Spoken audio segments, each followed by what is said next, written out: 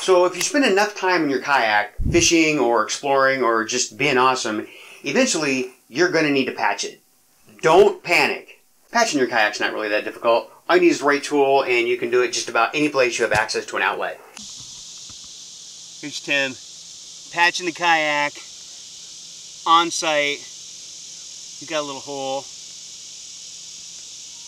What are you using there, Tim? Is that a wood burner? It's a wood burner. It's a kayak repair tool.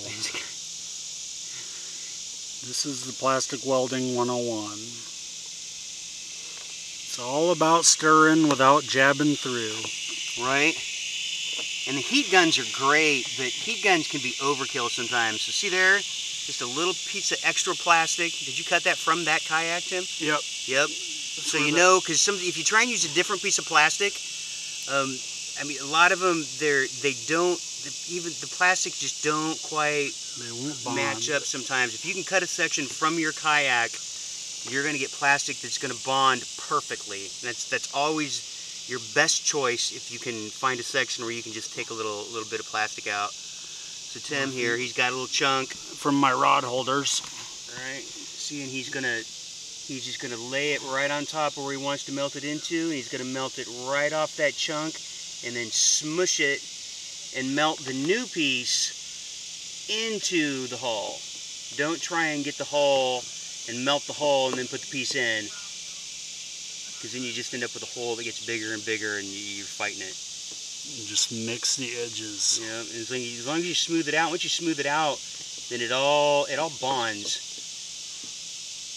perfectly. Get that down a little bit there. That's probably a little better. All right. There will be no do-overs if I don't get this on film. This is the way we're doing it now. We're doing it. So basically, you're gonna melt. I've got the new plastic. Got the new plastic, right? This is the piece I shaved off. I'm just gonna lay it right on top of the hole. I'm gonna melt the new plastic till it gets all squishy and melty, and then I'm gonna smooth it out over the hole. And that smoothing out is actually gonna bond it. Here we go. Then you can kind of push it where we want to. That's what I'm after right there. See that? Now you got to get a bond. If you don't get a bond, if it doesn't actually melt into each other, then you won't get a real bond. And what will happen is, as soon as it flexes, it'll like seal, but it won't bond. And then as soon as you get some good flex, the whole thing will just snap out. Don't want that.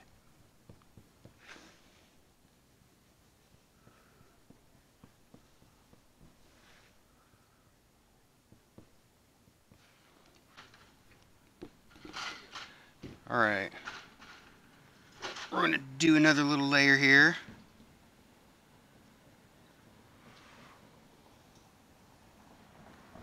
Just try and reinforce this spot a little bit.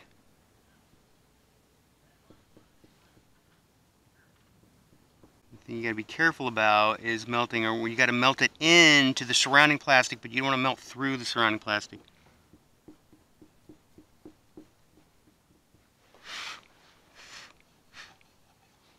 Money. That's it right there.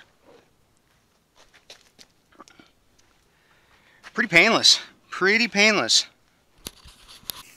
Now, obviously, you're not going to have access to an outlet when you're actually out on the water. So you want to make sure that you have some duct tape or something. I have some Gorilla Tape that I take that's part of my onboard pack that goes out on the water with me that will work just fine to get me back to my vehicle if there's a problem. And then my travel kit has my actual solder iron in it, and that's always in my truck. So make sure you have these tools, and if you run into trouble, you can get back to your vehicle, you can get yourself sorted out and back on the water being awesome in a snap.